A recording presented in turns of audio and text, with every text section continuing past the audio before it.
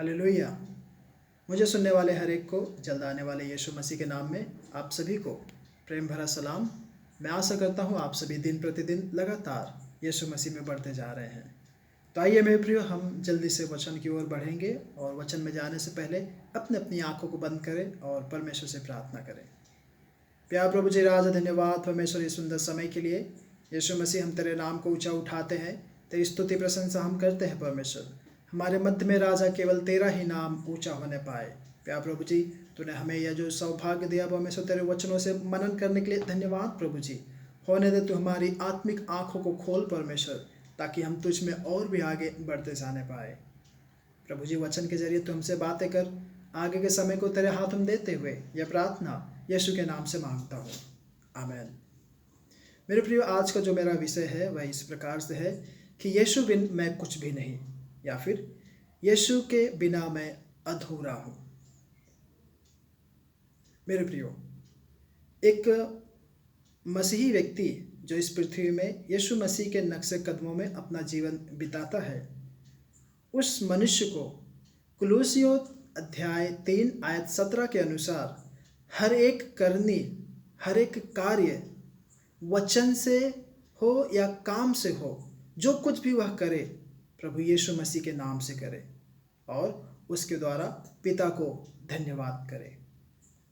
कहने का मतलब, जो कोई यीशु मसीह को ग्रहण किए हैं उनके हर एक कामों के जरिए परमेश्वर पिता का नाम ऊंचा होना चाहिए और वे यीशु मसीह में होकर करें।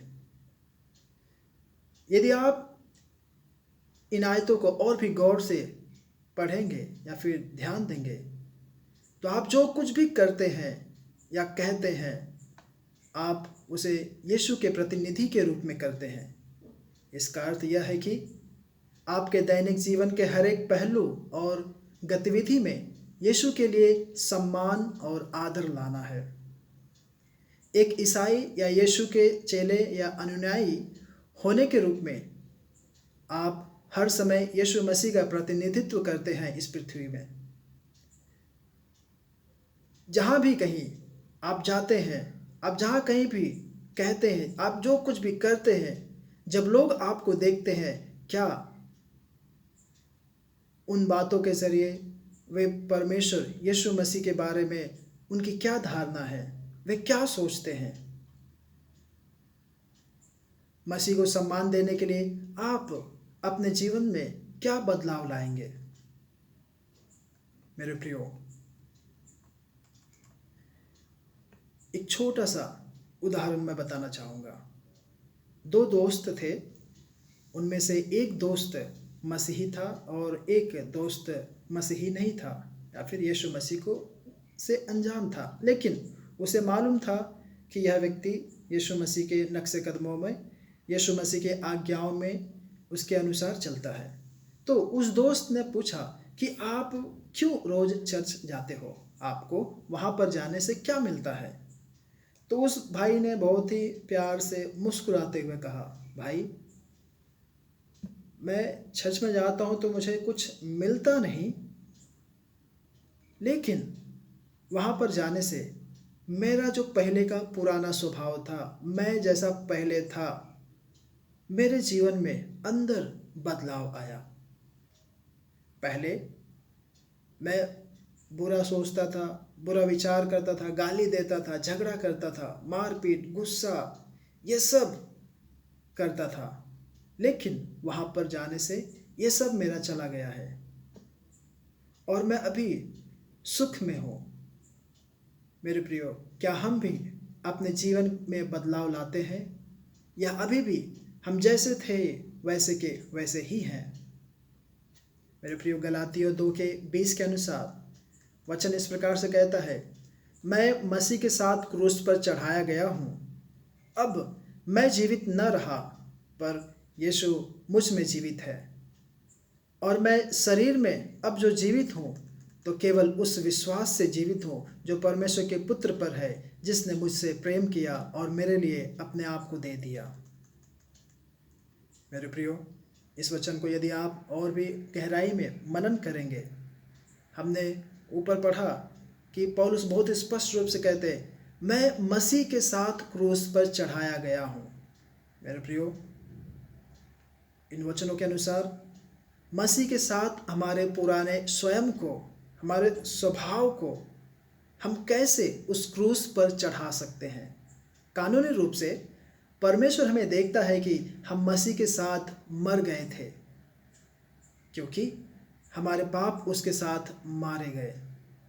अब हम जिंदा नहीं हैं, बल्कि हम स्वाभाविक रूप से हम मसीह के साथ एक हो गए हैं, एकजुट हो गए हैं, और उसके अनुभव अब हमारे अनुभव हैं। हमारा मसीही जीवन उस वक्त शुरू होता है मेरे प्रियो, जब आपको यह महसूस होता है कि आपके खातिर परमेश्वर ने उस कलवरी क्रूस पर अपना लहू बहाया। जब आपको सोच आता है, तभी से परमेश्वर का वचन आपके जीवन में कार्य करना शुरू करता है। जब हम उसके साथ एकता में जुड़ जाते हैं और हम अपने पुराने जीवन के लिए मर जाते हैं, उन सभी आदतों के लिए, जैसा कि मैंने ऊपर बताया, चर्च में जाने से मेरा ये स्वभाव आदत निकल गए। जब हम उन्हीं सभी बातों के लिए मर जाते हैं, उस वक्त से हमारा मसीही जीवन, यीशु मसीह का सा जीवन इस पृथ्वी में शुरू होता है। मेरे प्रियो, यदि आप रोमियो की पत्री अध्याय 6 आयत 5 से 11 तक देखेंगे, तो आपको पता चलेगा कि अपने दैनिक जीवन में हमें नियमित रूप से उन पापी इच्छाओं को क्रूस पर दिन प्रतिदिन गाड़ना है, जो हमें यीशु मसीह का अनुसरण करने से, यीशु मसीह की आज्ञाओं का पालन करने से, उसमें आगे बढ़ने से हमें रोकती हैं। यह भी एक प्रकार से यीशु मसीह में आगे बढ़ने का, या फिर उन हर एक बातों के प्रति मरने का एक प्रकार है। जब आप अपनी तमाम उन अभिलाषाओं को, लालसाओं को यीशु मसीह के खातिर त्यागते हैं। लूका रचित सुसमाचार अध्याय 9 आयत 23 से 25 तक यदि आप देखेंगे, यीशु मसीह का अनुसरण करके आगे बढ़ने का मतलब यह नहीं है कि आप मर जाएं। ऐसा बिल्कुल भी नहीं है, बल्कि आप यीशु में जीवन जीने पर आधारित है, क्योंकि हम यीशु के साथ क्रूस पर चढ़ाए गए हैं और हम भी उसके साथ उठाए गए भी हैं, या फिर जिलाए गए हैं। जब आपने बपतिस्मा लिया और जिस वक्त आप पानी में से डुबकी लगाकर ऊपर आए, तब से आप परमेश्वर में एक नई सृष्टि हैं। तो मेरे प्रियो, कानूनी रूप से हम परमेश्वर के साथ स्वर्गीय स्थानों में बिठाए जा चुके हैं। हम मसीह की समानता में बढ़ने के लिए स्वतंत्र हैं। यदि आप दूसरा कुरिन्थियों अध्याय 5 आयत 19 पढ़ेंगे, आयत ऐसा इस प्रकार से कहता है कि परमेश्वर ने हमें मसीह की समानता में, यीशु मसीह की समानता में आगे बढ़ने के लिए परमेश्वर ने हमें स्वतंत्र किया है। तो इसलिए हमारे दिन प्रतिदिन में हमारे पापों से लड़ने के लिए यीशु मसीह की पुनरुत्थान की शक्ति हमें दी गई है मेरे प्रियो। और आप उन शक्तियों का पवित्र आत्मा से कहें, अवश्य आपको उन पापों से लड़ने के लिए, उन पर जय प्राप्त करने के लिए पवित्र आत्मा मदद करेगी। इफिसियों अध्याय 1 आयत 19 और 20 के अनुसार, जब हम अब मेरे प्रियो, अब हम अकेले नहीं हैं, क्योंकि मसीह हम में रहता है, यीशु मसीह हम में रहता है। वह जीने के लिए हमारी शक्ति है और भविष्य के लिए वही एकमात्र हमारी आशा है। यदि आप फिलिप्पियों की पत्री अध्याय 4 आयत 13 पढ़ेंगे, तो वचन इस प्रकार से कहता है, जो मुझे सामर्थ्य देता है उसमें मैं सब कुछ कर सकता हूँ। मेरे प्रियो, क्या हम वास्तव में सब कुछ कर सकते हैं? मसीह के साथ मिलकर हमें जो शक्ति मिलती है, वह शक्ति उसकी इच्छा को पूरी करने के लिए और उसे करने के लिए हमारी निर्बलताओं से उत्पन्न होने वाली चुनौतियों का सामना करने के लिए पर्याप्त है। जिस तरह हम विश्वास में बढ़ते जाते हैं कि संघर्ष करते हैं और हमें कई सारे बहुत सारे मुसीबतों, दबाव, परीक्षाओं का सामना करते हैं। इन सब समयों में आप यीशु मसीह से प्रार्थना करें कि वे आपको मजबूत करें, और इन सब बातों का सामना करने के लिए परमेश्वर आपको बलवंत करेंगे।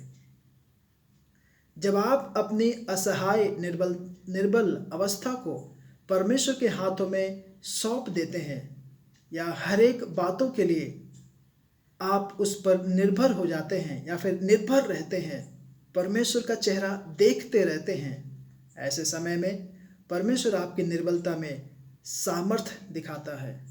वह आपके लिए सहायक बनता है और आप उससे जुड़कर सब कुछ कर सकते हैं। मेरे प्रियो, फिलिपियो अध्याय 4 आयत 19 के अनुसार वचन इस प्रकार से कहता है, मेरा परमेश्वर भी अपने उस धन के अनुसार जो मसीह सहित यीशु में है, तुम्हारी हर एक घटी को पूरी करेगा। मेरे प्रियो, हम भरोसा कर सकते हैं कि परमेश्वर हमारी हर एक जरूरतों को पूरी करेगा।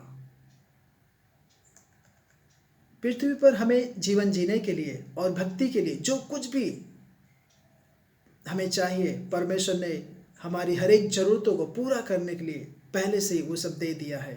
जिस दिन आप उद्धार पाते हैं, यीशु के नाम से बपतिस्मा लेते हैं, तो सारी बातें एक पैकेज के रूप में परमेश्वर ने आपको दे दिया है।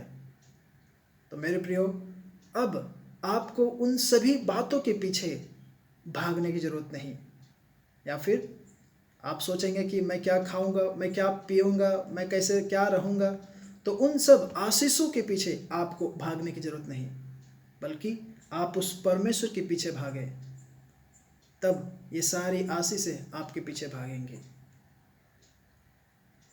मेरे प्रियो, कई बार हम अपने आशीषों में इतने खो जाते हैं कि हम परमेश्वर को भूल बैठते हैं। हम उस आशीषों को देने वाले परमेश्वर को भूल बैठते हैं। हालांकि इसका उल्टा होना चाहिए। हम आशीषों में नहीं, बल्कि उस आशीषों को देने वाले परमेश्वर में हम खो जाएं। अगर आपके जीवन में यीशु का नाम निकल जाए, या फिर आपके जीवन से यीशु नाम वह शब्द निकल जाए, तो मेरे प्रियो, आप कुछ भी नहीं है। एक मसीही जीवन में, विशेष करके वह व्यक्ति जो यीशु मसीह के नक्शे कदमों में उसके आधारित वचन के आधारित जीवन व्यतीत करता है, यदि उस मनुष्य के जीवन से यीशु नाम निकल जाए तो वह शून्य है, एक सबसे बड़ा शून्य, सबसे बड़ा जीरो। उदाहरण के तौर पर मेरे प्रियो, जिस प्रकार से पेन में, कलम में अगर स्याही ना हो तो उसका कलम कहलाना या फिर उसका जीवित रहना, उसका इस्तेमाल में रहना व्यर्थ है। ठीक उसी प्रकार से एक मसीही व्यक्ति के जीवन में अगर यीशु मसीह नहीं है तो उसका जीवन पूर्ण रीति से व्यर्थ है, कुछ भी नहीं।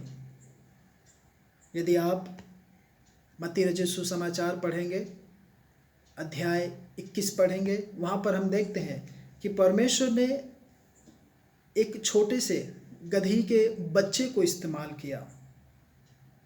तो मेरे प्रियो, आप कल्पना करें, वह गधी का बच्चा यीशु मसीह जिस दिन उसके पीठ पर बैठे और सभी लोगों ने डालियाँ रख दिया, चादर बिछा दिए मार्ग में, उस गधी के बच्चे को बहुत ही आनंद आता होगा। लेकिन जब दूसरा दिन हुआ तो वह ठीक उसी रास्ते से गया होगा, लेकिन उस वक्त लोगों ने कुछ भी डालियाँ नहीं बिछाई, चादरें नहीं बिछाई, तो वह सोचता होगा कि यह क्यों ऐसा हुआ। तो उसके संग साथ, उस गधे के संग साथ, गधी के बच्चे के संग साथ जितने भी उसके दोस्त होंगे, वे जरूर कहे होंगे कि उस समय तेरे पीठ पर यीशु मसीह था, इसलिए तेरी कीमत थी, इसलिए आपका मूल्य था। मगर अब आपके पीठ पर, तेरे पीठ पर यीशु मसीह नहीं है, इसलिए कोई मूल्य नहीं। तो मेरे प्रियो, एक मसीही जीवन में यदि आप यीशु मसीह का अनुसरण करके उसकी आज्ञाओं के अनुसार आप आगे बढ़ते जा रहे हैं, तो मेरे प्रियो, आपके जीवन में यीशु होना जरूरी है। आप यीशु के बिना कुछ भी नहीं। आप कुछ भी काम कर ले, उन हर एक कामों में आप असफल होंगे। लेकिन यदि आप यीशु मसीह से जुड़े हुए हैं, उस डाली से, उस वृक्ष से, उस पेड़ से आप जुड़े हुए हैं, तब आप जरूर फलेंगे, फूलेंगे और आशीषित होंगे। परमेश्वर आप सभी को इन वचनों से आशीषित करे, अनुग्रहित करे। आमीन।